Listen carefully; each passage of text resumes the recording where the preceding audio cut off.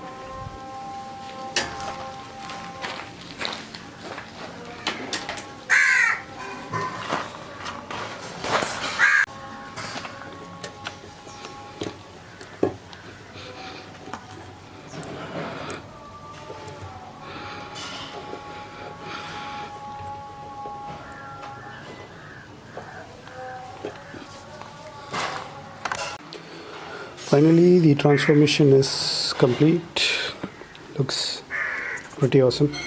So now next is to, I'm digging these alloys, but some people love the spoke wheels, so I was thinking of painting them in gunmetal shade. Also the engine, I'm kind of bored with the buffed finish, and the chain cover will be gunmetal. I'll replace the crash guard, I'll replace the gear lever, I'll also replace the carrier, front mudguard as well. So let me know if you guys dig the spoke wheels more than this. I don't mind putting them back. So comment and let me know. Thank you.